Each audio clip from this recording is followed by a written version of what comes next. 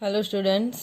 तो आज के वीडियो लेक्चर में हम नई थियोरी सीखने जा रहे हैं जो है सब theory of Young modulus. Because in दी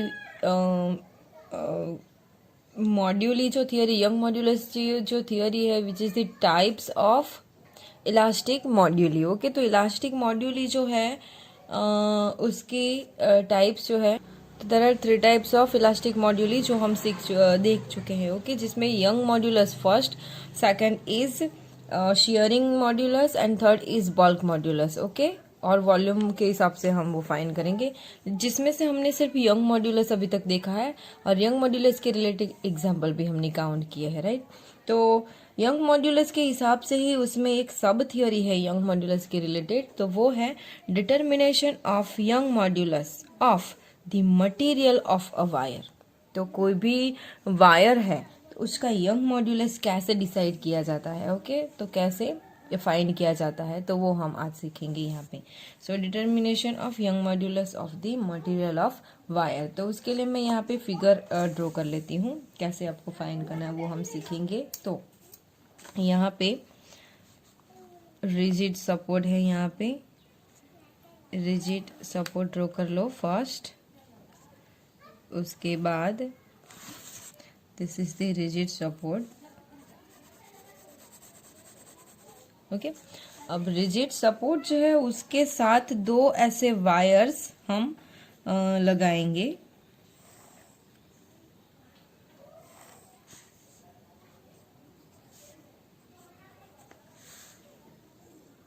जिसमें से this is the rigid support. ये रिजिड सपोर्ट है जिसमें दो वायर यहाँ पे हमने लगाए हैं। ठीक है, तो जिसमें से ये जो वायर है ये रेफरेंस वायर है। क्या रेफरेंस, सॉरी डबल नहीं है, सिंगल ही है, हम ले लेंगे। ये जो वायर है वो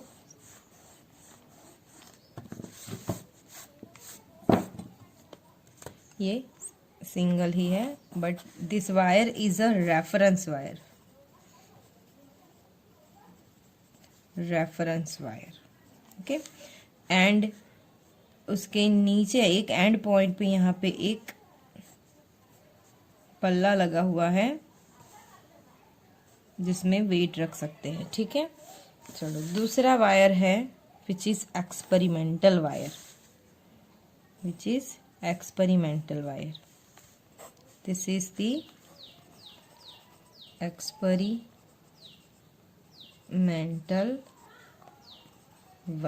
एक्सपेरिमेंटल वायर। ओके,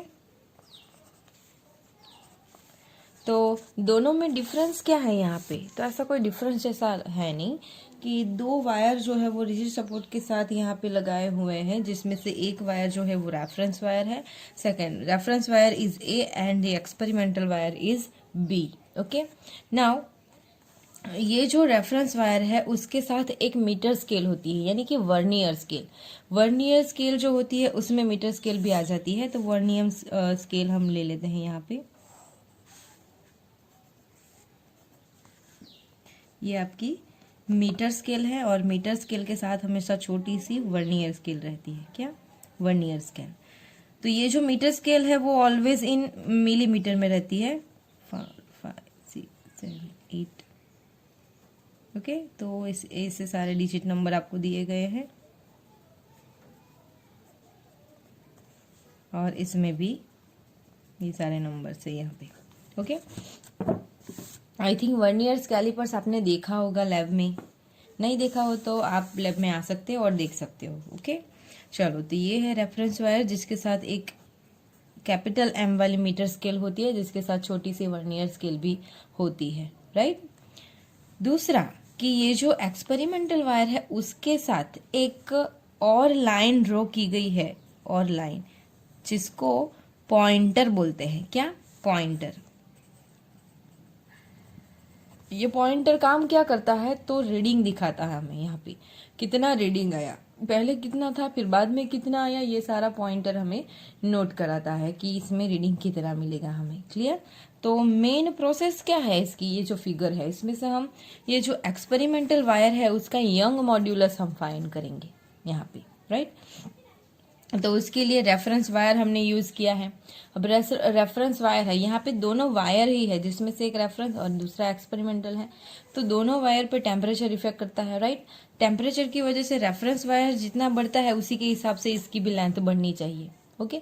तो उसी के हिसाब से हम यहाँ पे वेट भी रखेंगे। तो मेन जो प्रोसेस है वो क्या है, तो शुरुआत से अगर हम लिखे तो first is both wire is connected with the rigid support, one is a reference wire and second is a experimental wire.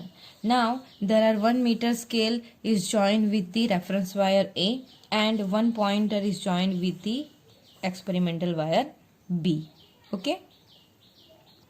Now the both wires and one end has one pan. इसको पान बोलते हैं। पान means पल्ला जिसमें हम wait रख सकते हैं, उसका नाम है पान, ओके।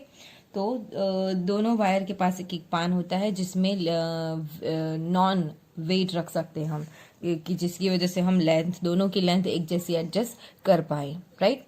नाउ अब देखो ये दोनों वायर्स है यहाँ पे, तो इसमें से रेफरेंस वायर तो फिक्स ही है, उसी के हिसाब टेम्परेचर के हिसाब से इसकी तो सिर्फ लेंथ बढ़ती है दोनों की, ठीक है। तो कहाँ तक बढ़ेगी, तो रेफरेंस हमें ये हेल्प करेगा ये फाइंड करने के लिए, क्योंकि इसके साथ क्या है, तो मीटर स्केल जॉइंट हुई है।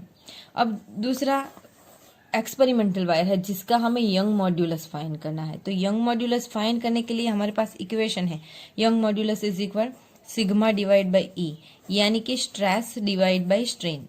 अब ये स्ट्रेस और स्ट्रेन मिलेगा कब, हमें मिलेगा कब, तो इन इनिशियल कंडीशन, तो दोनों वायर की लेंथ और रेडियस सेम होती है। Initial condition we take both of wire whose length and radius are same, okay. Length और रेडियस दोनों की सेम हुई। अब दोनों की लेंथ को सेम करने के लिए इसमें हमें पल्ला लगाना, पल्ले में वेट लगाना पड़ेगा। लेकिन वेट लगाने के लिए क्या करेंगे हम लोग, सबसे पहले तो ये क्वेश्चन भी होता है यहाँ पे कि दोनों की लेंथ सेम है तो हमें वेट लगाने की जरूरत क्या है, लेकिन हमें क्या फाइंड करना है, Young modulus of experimental wire, okay. तो उसका यंग मॉड्यूलस फाइंड करने के लिए हमें इसकी लेंथ बढ़ानी होगी। नाउ यहाँ पे क्या है, तो हमें यंग मॉड्यूलस फाइंड करना है। तो यंग मॉड्यूलस में स्ट्रेस कंपलसरी चाहिए और जिसकी वजह से हमें स्ट्रेन मिलती है, राइट। तो स्ट्रेस लाने के लिए हमें क्या करेंगे, तो रेफरेंस के कंपेयर में यहाँ पे हम क्या रखेंगे, एक्सपेरिमेंटल वायर में तो वेट रखेंगे, यहाँ पे अलग अलग वेट रखेंगे। तो वेट रखने से पहले यानी कि इनिशियल कंडीशन में ये एक्सपेरिमेंटल वायर का पॉइंटर कहाँ पे था, तो वो रीडिंग यहाँ पे नोट किया जाता है। यहाँ पे जो भी रीडिंग है इनिशियल कंडीशन में विदाउट वेट, जब उसका इनिशियल कंडीशन में रीडिंग होगा वो नोट किया जाता है first, okay.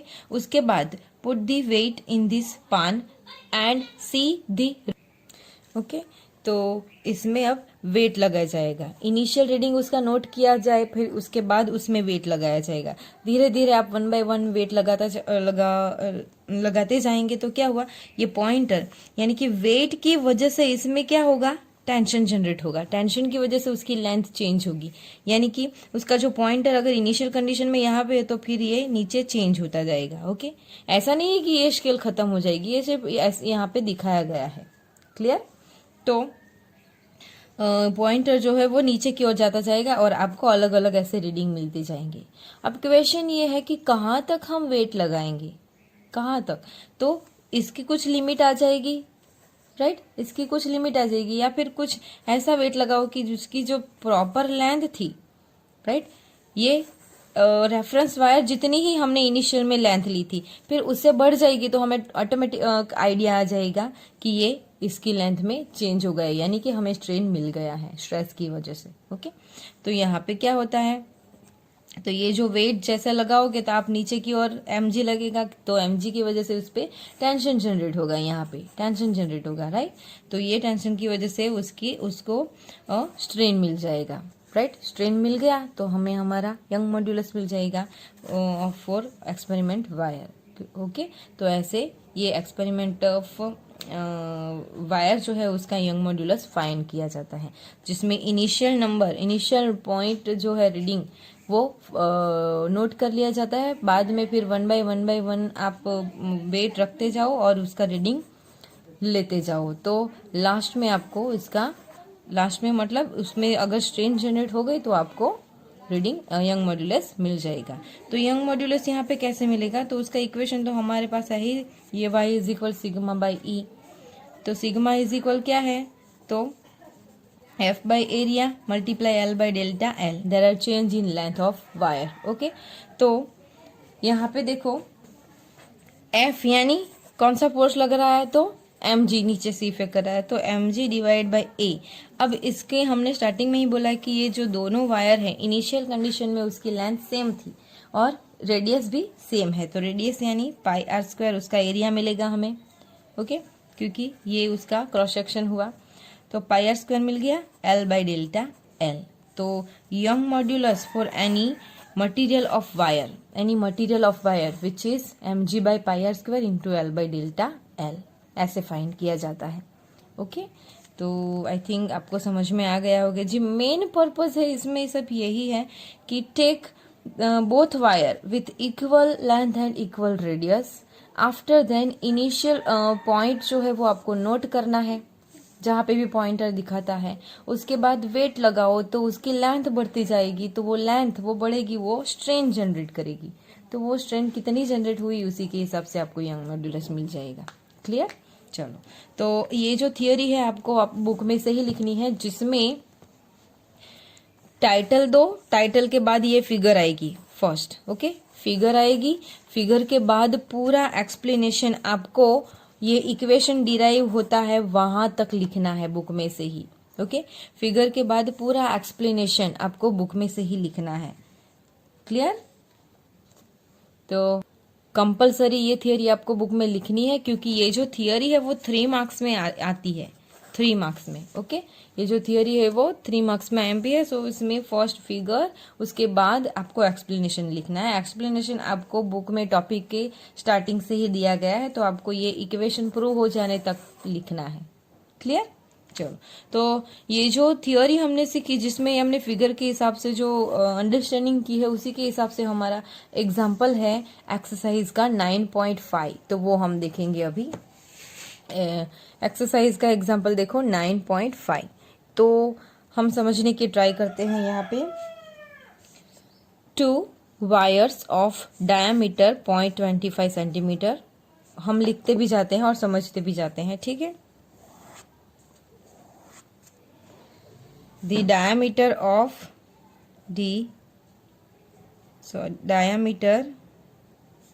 of wire is D is equal 0.25 centimetre. Okay, 2 wires, यहाँ पे 2 वायर्स दिया गया। ये फिगर आपको डायरेक्टली दी जाएगी अगर एग्जाम में भी ये क्वेश्चन आया, और this is IMP for 2 marks. Okay, exam में भी ये अगर क्वेश्चन आया तो उसमें आपको ये फिगर दी जाएगी। The diameter of wire is 0.25 centimetre, यानी कि 0.25 इंटू 10⁻² मीटर है। तो इस पे से डायमीटर दिया गया है, तो रेडियस आपको मिल जाएगी कितनी, 0.25 बाई 2 इंटू 10⁻²। तो आपको कितना मिलेगा यहाँ पे, 0.125 इंटू 10⁻² मीटर मिल जाएगा। ओके, रेडियस मिल गई। Now see, one made of steel and other made of brass. One wire made of steel and second is brass. Okay, are loaded as shown in the figure. तो ये जो loaded किया गया है, तो steel का जो वायर है which is loaded with 4 kg mass and brass is loaded with 6 kg mass. Okay, तो ऐसी फिगर यहाँ पे बनी है। Now unloaded length of steel wire is 1.5 meter and the brass wire is 1 meter। तो यहाँ पे मास हम लेते हैं, मास ऑफ स्टील MS ले लेते हैं, mass of steel MS, steel के लिए है MS। ओके, तो वो है 4 kg and mass of brass which is 6 kg. Okay. दूसरा, the unloaded length of steel wire is 1.5 metre. Unloaded length that means ये जो वेट है तब नहीं लगा होगा, यानी कि सिर्फ इतने वायर की ही लेंथ जो है वो 1.5 मीटर है. तो length of steel is 1.5 metre and length of brass is how much? 1 metre. Okay, 1 metre. Now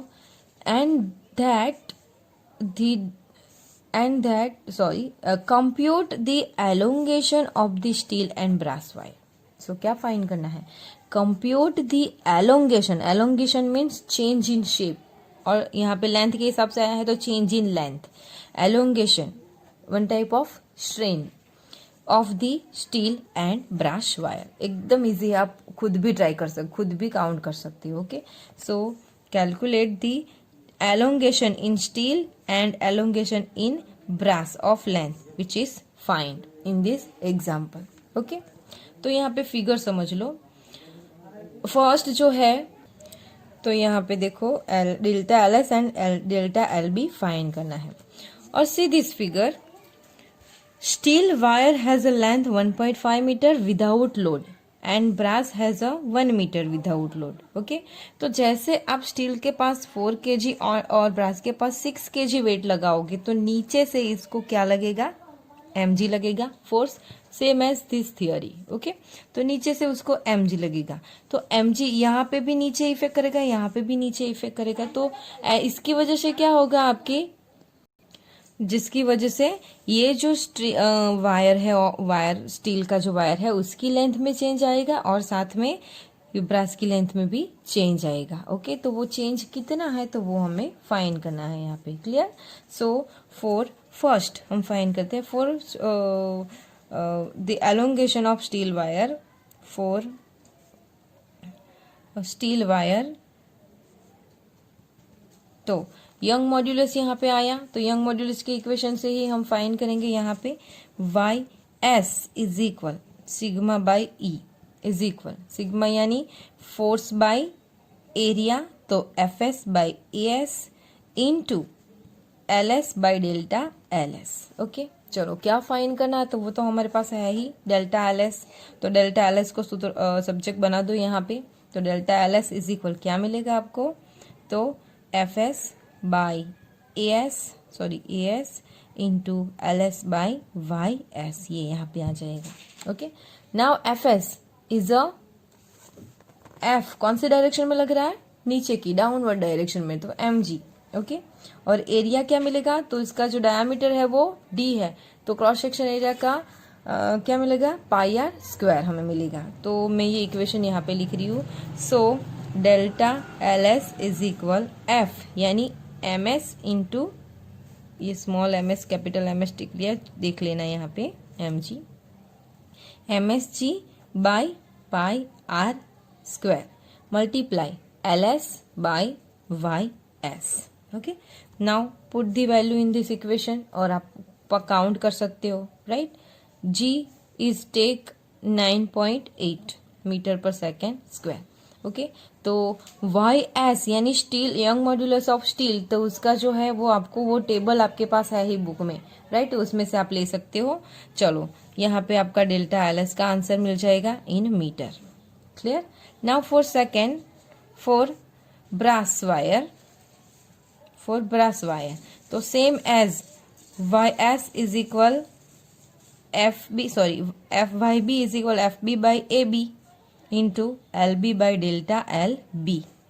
right, तो यहाँ पे डेल्टा एल बी को सब्जेक्ट बना लो सेम एज जैसे यहाँ पे किया है. तो delta L B is equal क्या होगा? F B by A B multiply L B by Y B. तो यहाँ पे भी ऐसे बना लो, M B into G divide by pi are square multiply L B by Y B, जिसमें आप वैल्यू रखो और आपको आंसर मिल जाएगा डेल्टा एल बी. तो यहाँ पे जो क्वेश्चन था in meter. Okay, compute the elongation of the steel and brass wire. तो यहाँ पे आपको स्टील का मिल जाएगा और यहाँ पे आपको ब्रास का मिल जाएगा. क्लियर? तो ये एग्जाम्पल 2 मार्क्स में IMP है, अच्छे से नोट्स बुक में लिख लो और दोनों थियोरी और एग्जाम्पल दोनों की प्रैक्टिस करो तो कोई प्रॉब्लम नहीं आएगी। और कोई भी प्रॉब्लम हो तो आप टीचर का कांटेक्ट कर सकते हो। Thank you.